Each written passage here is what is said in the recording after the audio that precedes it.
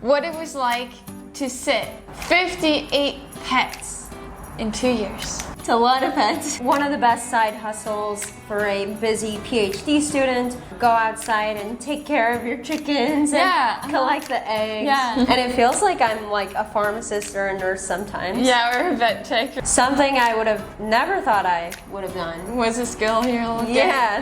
No. Our favorite breeds. No, if I'm gonna get a dog, I want a big dog. Yeah, like a real dog. Yeah, it's making sure that this little thing is happy. It's like a little human that you have to watch.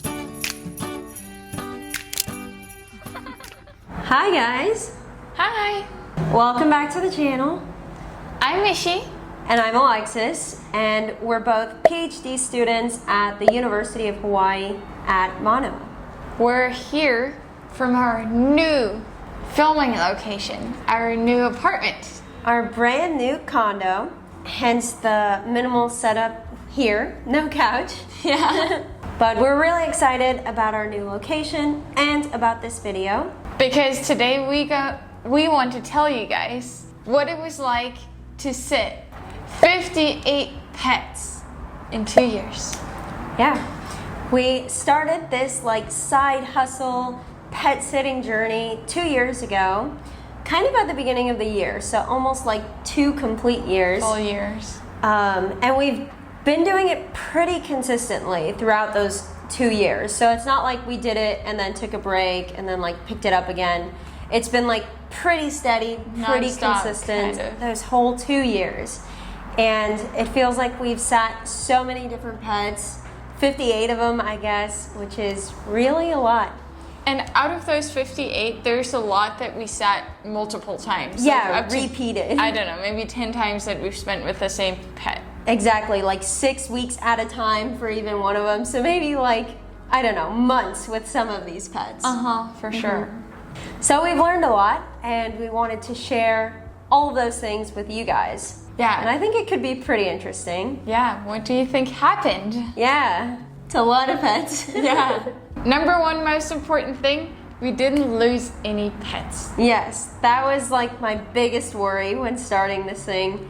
Is like, what if something happens while we're watching the animal? What if they escape? Yeah, but we haven't lost any pets, so we're doing great so far, I think. Yeah. Yeah.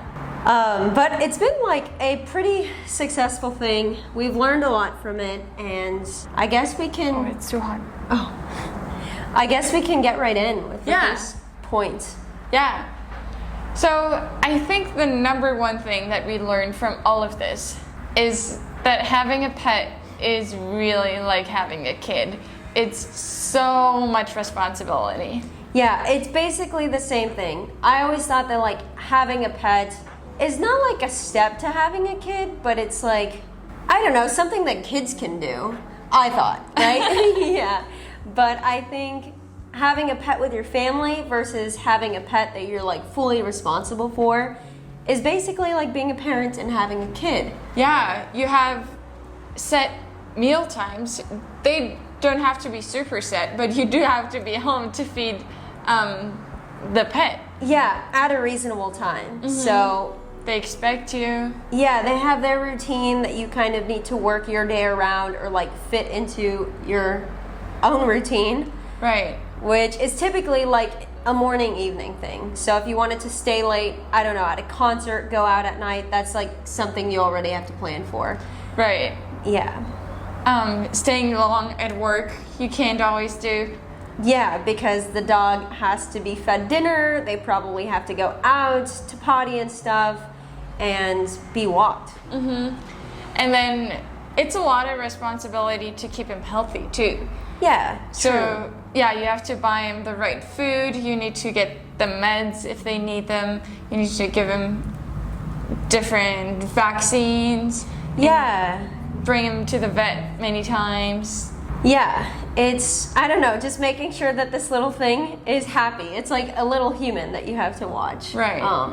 So I think we didn't realize like how much responsibility comes with having a pet, especially when you're like solely responsible for it, not your parents. Right. Yeah. And I think that also showed us that we are going to think twice or 3 times or 4 times about having our own pet. Yeah, exactly. It's kind of tempting sometimes to just be like, oh, these pets are so cute, we should just get a dog. But that's crazy, because if we got a dog, there's so many things that we just can't do. Like, our days would be revolved around that little animal. We probably wouldn't be able to do other dog sittings or like house sittings anymore. Taking trips is so much harder because you can't take them with. Yeah, even going to the store at sometimes. Yeah. So having people over can be difficult. Yeah. Depending on whether they like the dog or not.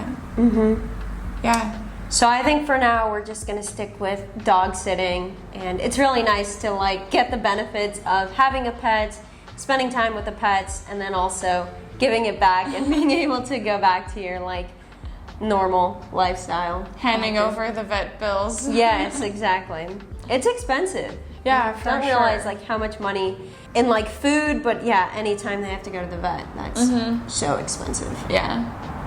Okay. Yeah. What else did we learn?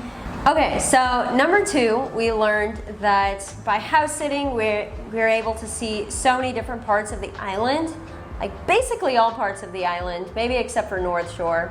But we just kind of learned that all parts of the island are pretty cool. I think we've liked all of the places that we've house sat at, and they're all so different.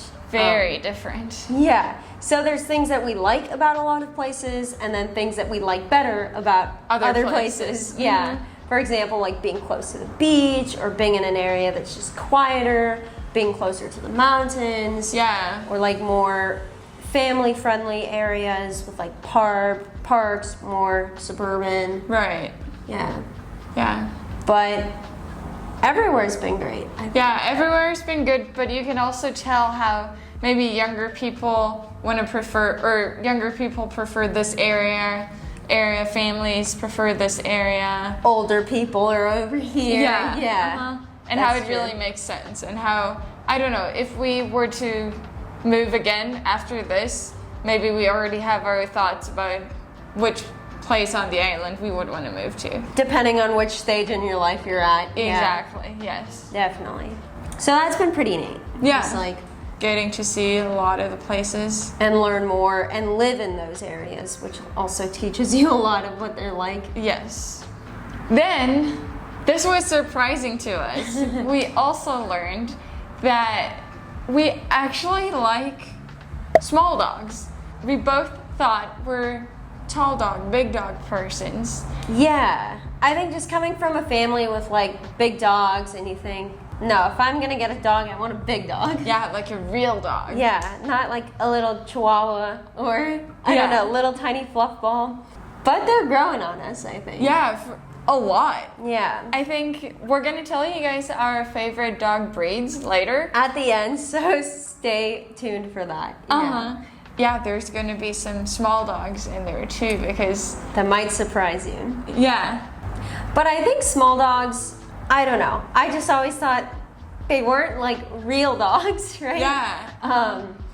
Or like maybe I associated it with a certain type of person. Where the dog goes in the purse. Yeah, exactly. But in reality, like having a small dog is just so much more manageable, right? Yeah. Easier to clean up after, easier to walk. They don't require like as much exercise most of the time, so. Right. I don't know, big dogs, I feel like if you don't walk them enough, it's really sad because they need like a lot of exercise. Right.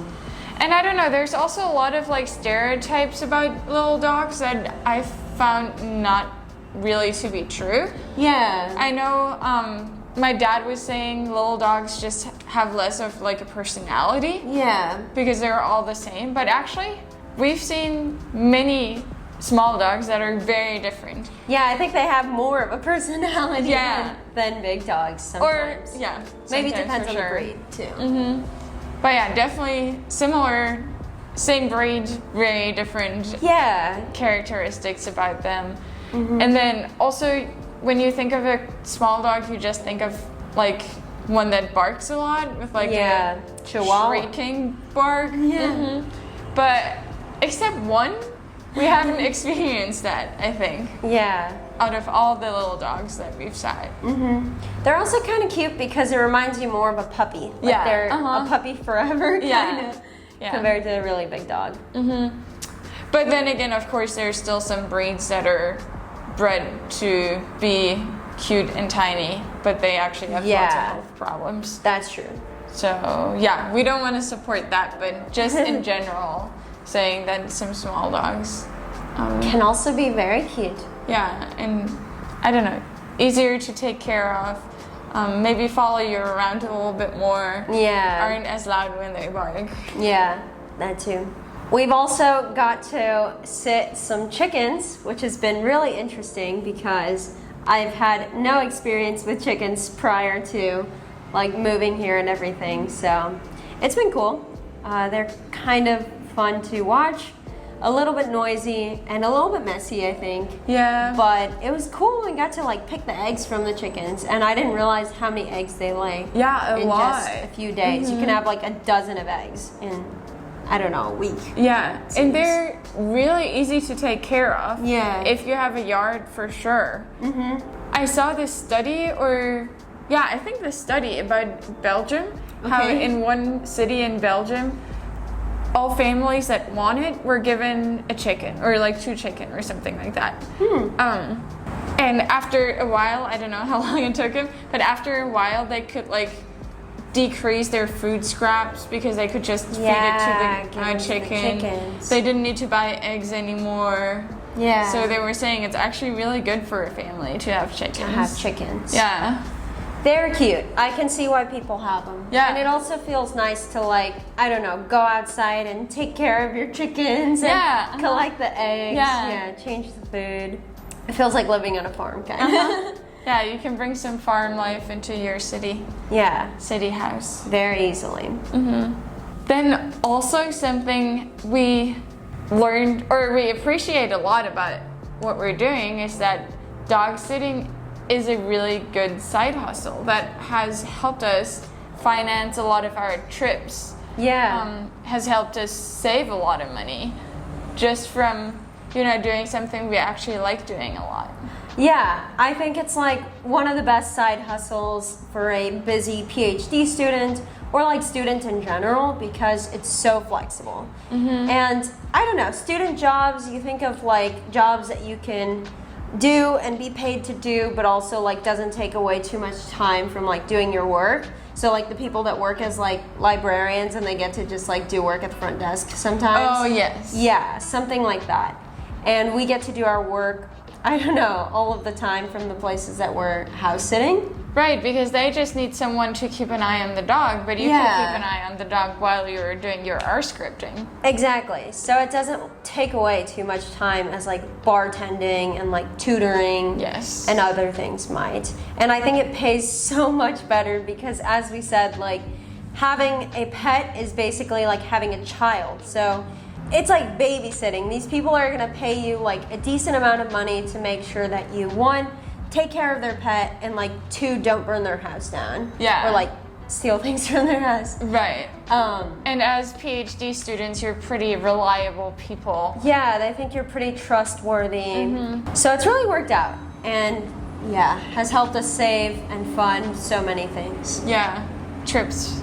Yeah, trips to Europe, vacations all over Europe, trips back to LA, San Francisco. Yeah. We've done a lot of traveling the past 2 years.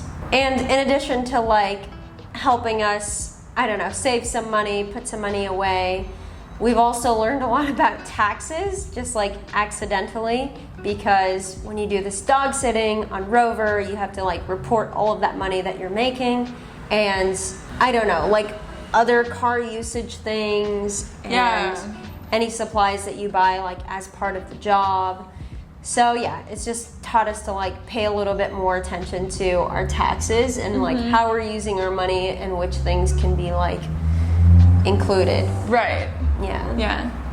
Also, we have all these, I guess, pet sitting gigs only because we do interviews with the people that have the pet. So usually they want to get to know you and they want their pet to get to know you.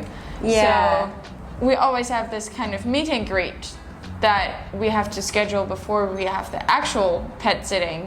Which is like a mini Job. interview, basically. Yeah. Yeah. And it really helped us with our interviewing skills because for the first one, we just went there and didn't even know Yeah. what to say, what to ask. We had no idea what questions to come with or, what they even wanted to know about us. Right. So it was very awkward the first time, but I think we did all right. Yeah. Well, we got the job. Yeah, but it just felt like very uncomfortable. Yeah, the next times we did it, it became easier and easier. We kind of had in mind like what people wanted to know about us, what questions they might have, what questions we should be asking. So I think really just helped our people skills and like interviewing skills specifically. How we can talk about our experience. Yeah, maybe just how to present yourself in a way that people are gonna, I don't know, Want like to book you. Yeah, because it's all about selling yourself, and I don't know, they can talk to many people and you just want to figure out how to like not get this person to like you, but like what kind of things do they like Seem to talk trustworthy, about? seem reliable. Build a connection. Yeah, building that connection too. And it's turned out to be great because we've met so many people and like made some pretty good friends through these house sittings that have just been like repeated clients. And it's great for them because once they find like a good house sitter and pet sitter that they like, they can forget about it for a little and just like keep booking us. So it's been pretty good. Yeah. Learning how to present yourself, I guess. Oh, next one's a kind of funny one. Yeah, very unexpected one, I think. So, like, over the years of watching pets, we've dealt with a lot of pets that are, like, maybe a little bit more senior or just have a few more, like, health problems or health things that they're dealing with at the time. Maybe it's temporary or maybe they're just, like, older dogs. But we've learned so much about how to give dogs, like, medications and, like, I don't know, how to give cats pills, so many different things. But we've also learned so much about the medications themselves, which is pretty funny because my mom works in a pharmacy and she'll like mention some med and I'm like, oh my gosh, that's what we use. That's what this dog takes for this. Yeah, for like joints or I don't know. Anxiety. Yeah, Stephanie was telling us about one of these like anxiety meds that she was prescribed and we're like, oh my gosh, that's the exact same thing that we give to this little dog. Yeah. So just kind of like fun facts. Yeah. You get to learn a lot about medications. And it feels like I'm like a pharmacist or a nurse sometimes. Yeah, or a vet tech or something. Yeah. Exactly. We've learned how to like do IVs on cats too, which is something I would have never thought I would have done. Was a skill you'll get. No. And giving eye drops and all of those things. So you definitely learn a lot on the job. Yeah. And if you're still watching and you have your own pet, this is going to be for you. Or if you know someone with a pet, this might be a perfect gift idea. Yeah, that's true. Yeah. We learned about so many cool gadgets that pet owners had that we thought, oh my gosh, this is what every pet owner needs. Yeah, what every pet needs. Yeah. So the first one that we thought was really cool is, I guess they're Yeti, but there's probably other brands Yeti, too. there's probably like Hydro Flask too, but all of those other brands that are similar. Stainless steel, right? Right. They're pet bowls, but insulated. Is that how you pronounce it? Insulated. Insulated. Yeah, insulated pet bowls. They keep the water a little bit colder. Yeah. I think what I like the most about them too, well, first you can get them in like so many different colors. Yeah. So that itself is pretty cool. I've seen people get them engraved with the pet's name. Yep. That's also awesome. But I feel like they're easier to clean because so easy to clean. other bowls get really like slimy. But I think the stainless steel is just so easy to clean. Yeah, so that's a really good one. And maybe we can put some links to all of these like little gadgets that we're mentioning. Yeah, for sure. So you can go check them out.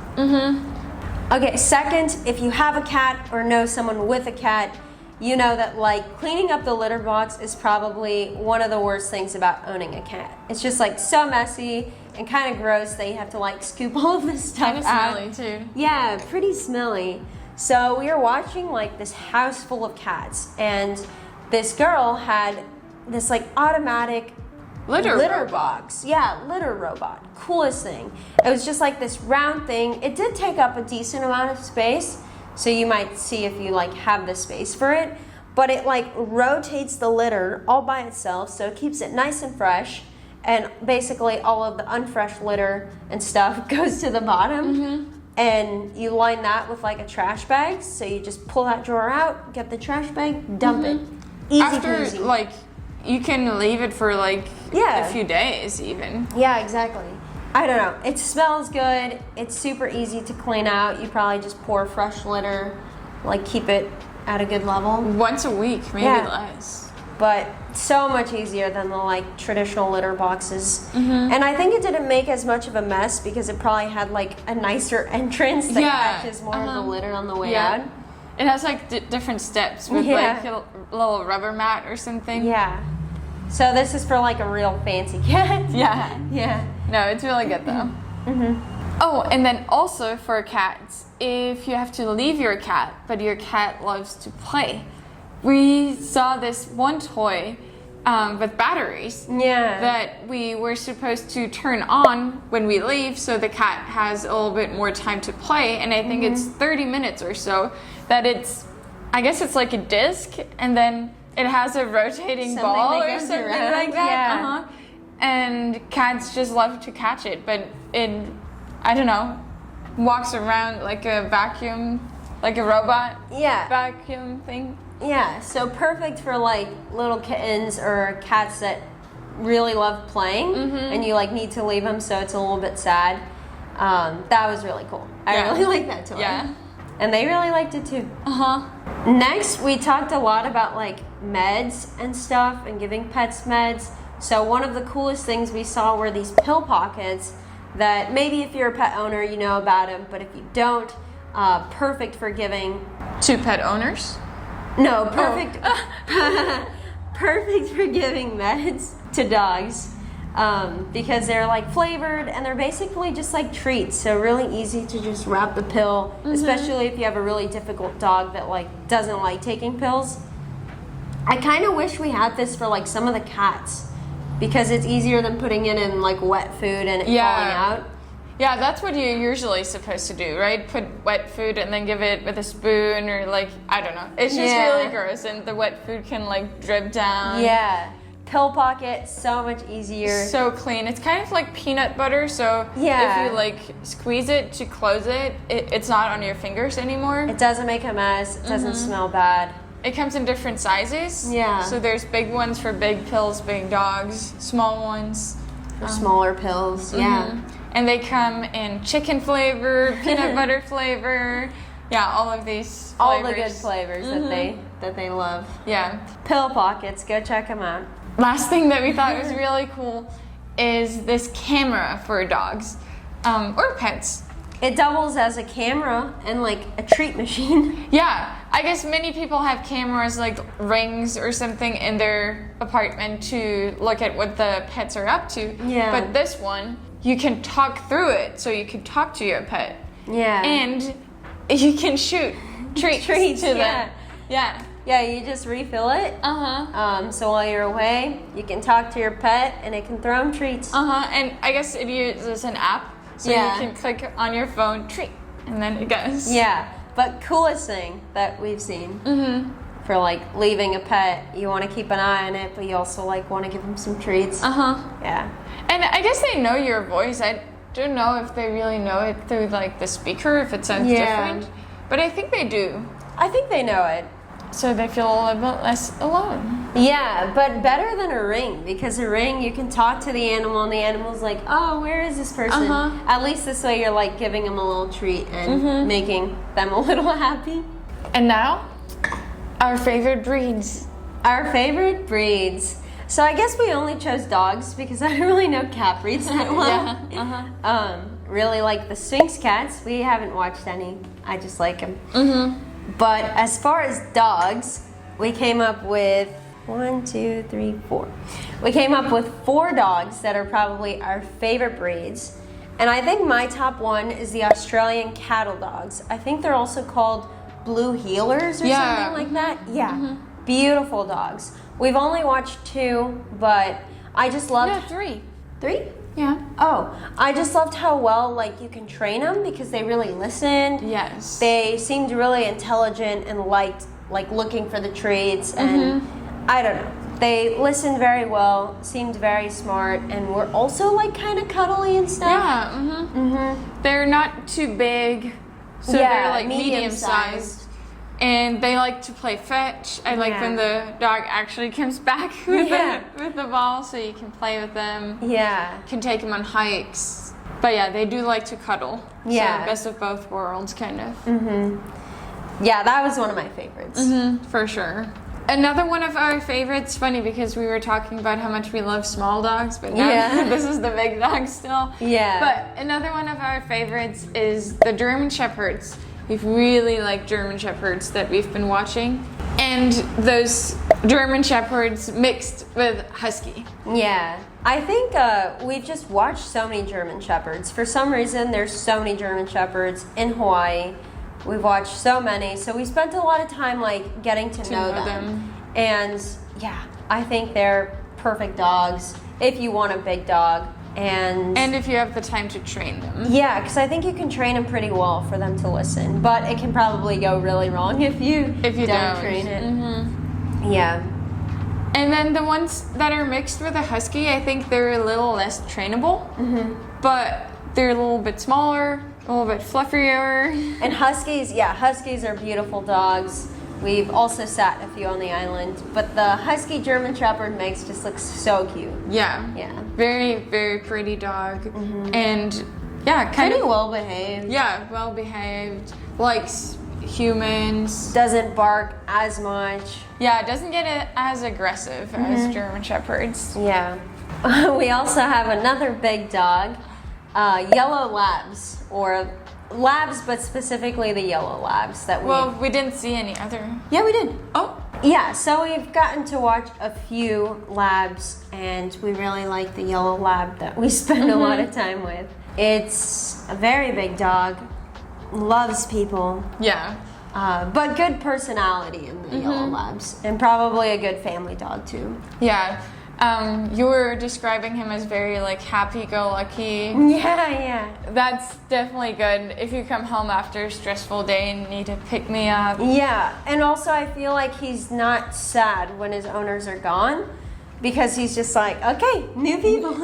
Yeah, he just loves all people. Right. And well, this one doesn't really bring the ball back as much, but you can still run with them. And he's super playful. Yeah. Well, sometimes they can get really close to you and cannot respect your personal space, but you can also train them to do that. Did your dog have personal space? Yeah. And he couldn't come on the couch with us. Okay. But still, they like cuddling. Yeah. So, I don't know. I always like that when I can sit on the floor and just get a big hug from the dog. Yeah. And lastly, we're gonna end with something very different, a small dog that we've like grown to love a lot. And I think they're super cute.